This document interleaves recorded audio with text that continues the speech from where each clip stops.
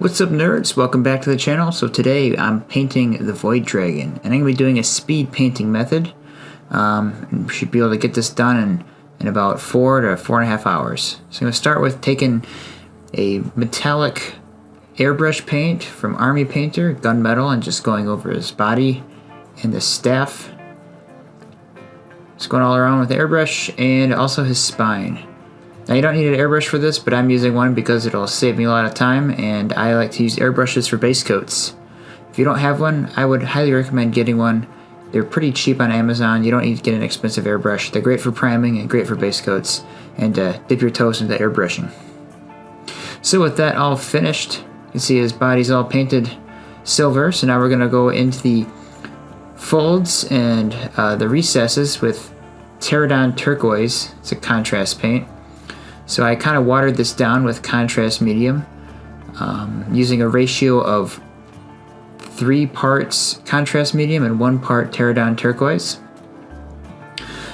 So you can see I'm not really going super neat here, because we'll clean that up later. So I'm just kind of making sure that it gets into all the recess and lower areas and the cracks on the C'tan Shard.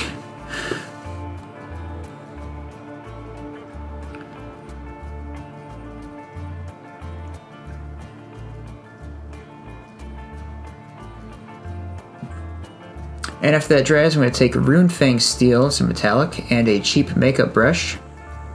And I'm just going to go around his whole body, lightly dry brushing. And what this will do is it'll start to build up on the metallics and give us some more bright colors in the raised areas. And it'll also clean up the recesses where we put in the contrast paint.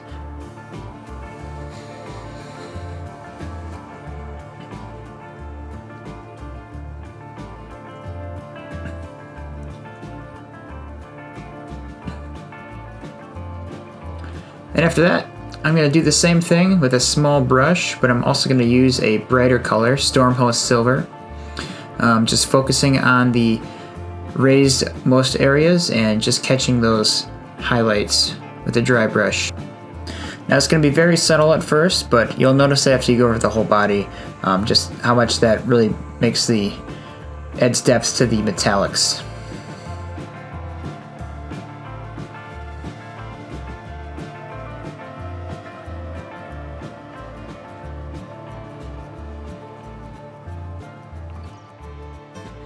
And with the metallics on the body all set for now, we're going to move on to painting his wings next. So I'm going to use Runelord Brass with that and a medium base brush.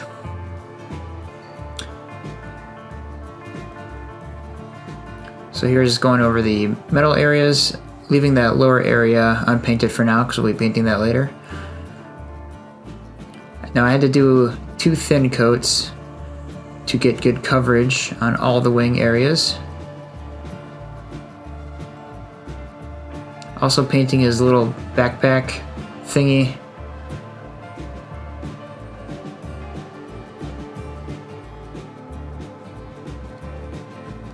And with that all painted, we're going to start to shade the metal.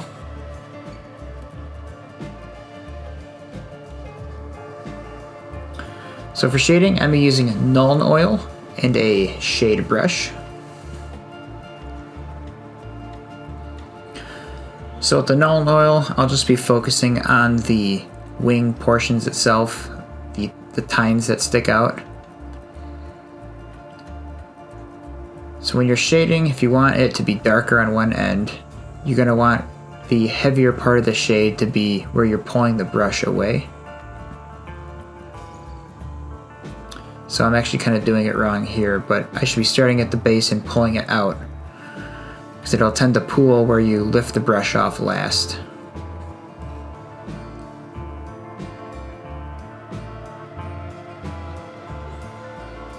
So after that's all dry, I'm going to use Nuln Oil, and we're going to do it again. This time I'm going to be starting about 1/3 of the way up the tine on the wing, pulling it out towards the tip. This will help create a nice transition effect where it'll be darker at the tips. And once that's dry, Gonna go ahead and do it again for a third time, this time starting at about halfway up and pulling out to the end.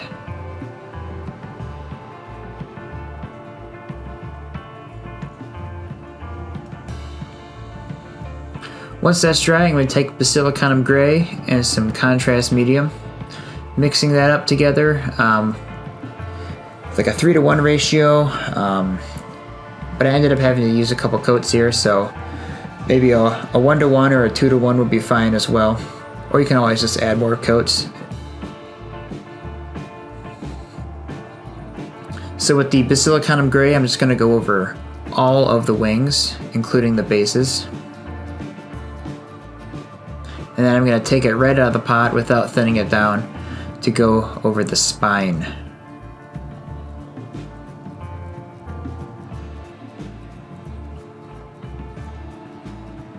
Next, I'm going to take Canoptic Alloy and Stormhost Silver, and I'm going to make a 50-50 mix and do a dry brush over the metallic parts on the wings. This will just catch the edges and really add some contrast and make those wings pop.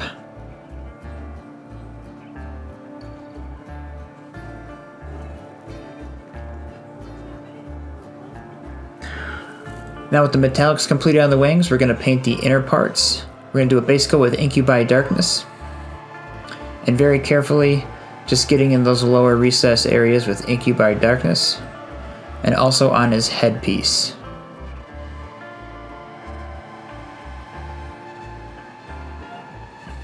And once those are all painted up, we're going to be going in and layering up some Warboss Green, mixing that into the Incubi Darkness.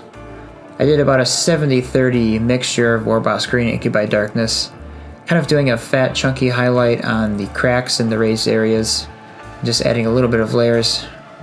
Don't have to be too neat here. We're not going for a true highlight, just adding some variation in the color. And with the Pterodon Turquoise already on our palette, I'm just going to go over and glaze over those parts to kind of tie those two colors together and give it more of that bluish green look.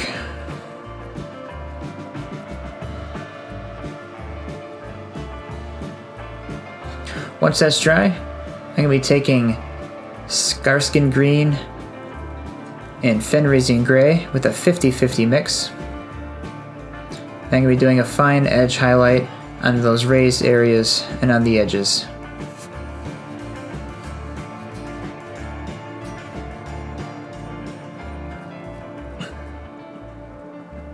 And there's the completed green stone pieces in his wings. Now for his backpack, I'm going to shade that with Cryptek Armor Shade. Just apply that straight out of the pot and just try not to let it pool too much.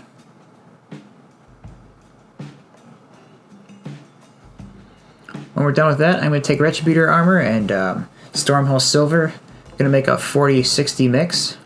So it's going to look like a very light gold color metallic. And I'm going to paint all the metal decorative bits on his headpiece in that color.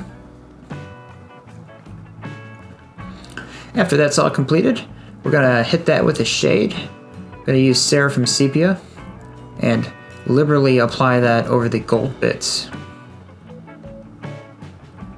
What this will do is it'll add some warmth to the gold without it being too overpowering. It'll also add some shade to the recesses. After that's all dry, I'll be taking some Stormhost Silver, a little watered down, also almost a dry brush, and just going over the tips on his headpiece and just kind of really dialing back that gold color. This will create some variation in color and add interest to his headpiece, while also tying it in with the rest of his body.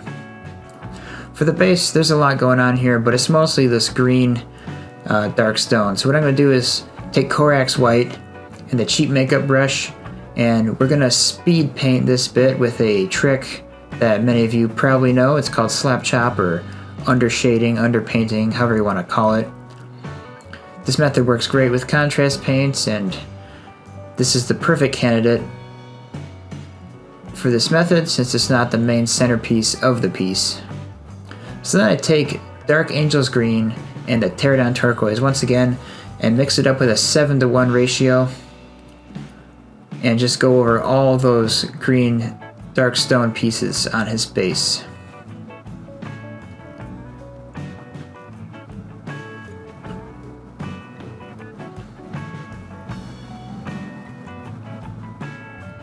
And once that's dry, you can see we have all the stones painted.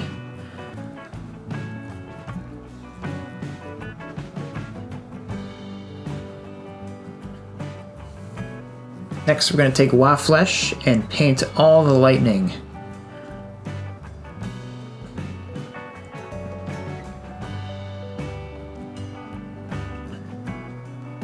We're also going to be painting the end of the tail, the end of his spear, also some of the lightning bits on his spear, the back of the spear, and the lightning in the wings.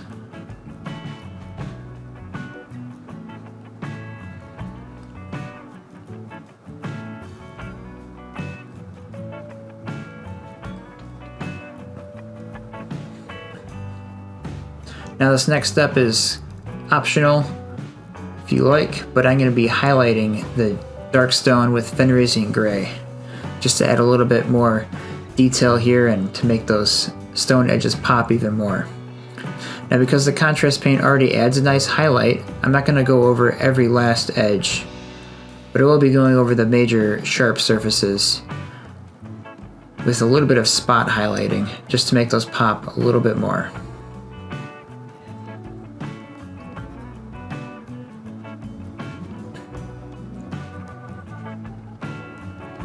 And with the edge highlighting done, you can see it really makes the stone on the base pop.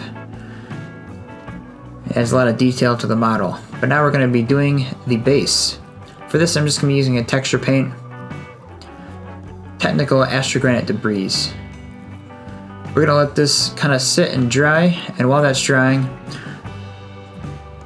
I also painted the green on his cable and gold on his little chin piece coming out of his helm. I missed that earlier. So I'm going to be taking Lead Belcher and going to paint all those little scarabs running around on his base.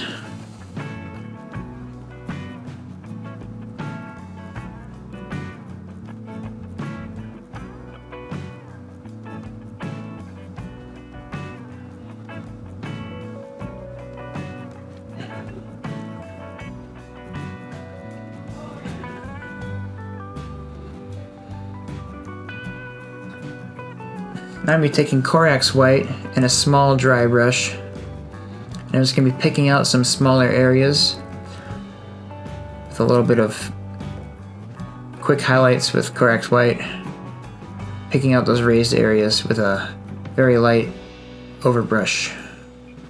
So I'm going over the spear. Also going to be focusing on the lightning Necron symbol in his headpiece.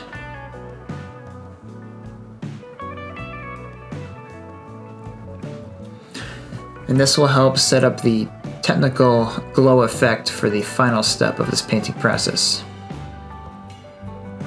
For the tail weapon, I like to use an airbrush in like a light gray color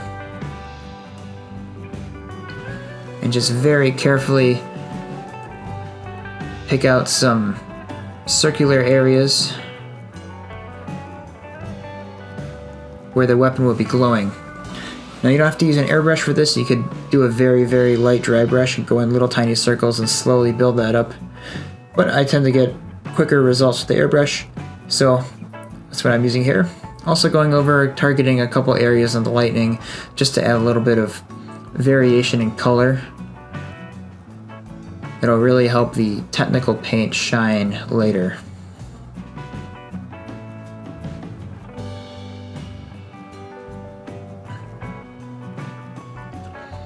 And once again, taking Corax White and a large dry brush.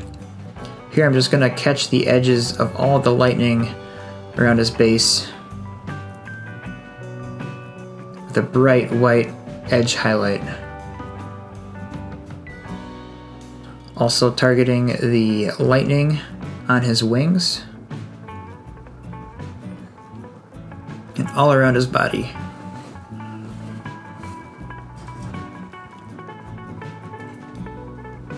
Here I'm taking some Canoptic Alloy and just doing a dry brush over that armor shade. And I'm also taking Corax White and just picking out all the areas that are going to be bright glowing green. A little bit of edge highlighting around the open spots on his chest. And anywhere where there's some green gemstones. Next, with C'tan Shade, I'm just going to be doing a little bit of shade around the openings on his body to create a little bit of glowing green effect. And some object source lighting.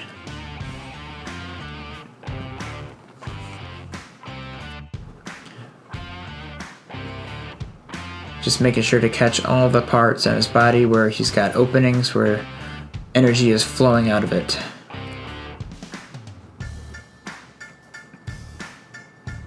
After that's dry, we're going to go within with the Tesseract Glow.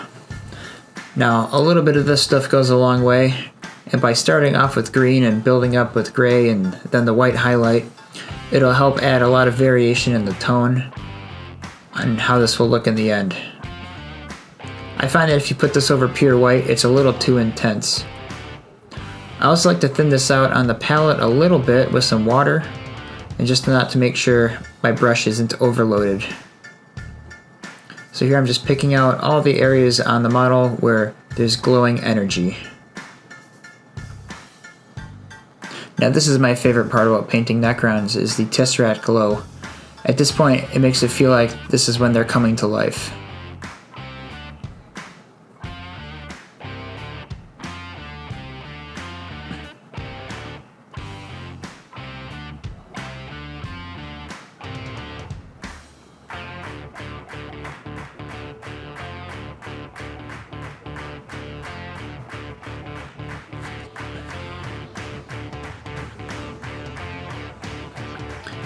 And after that's all done, you have the finished product.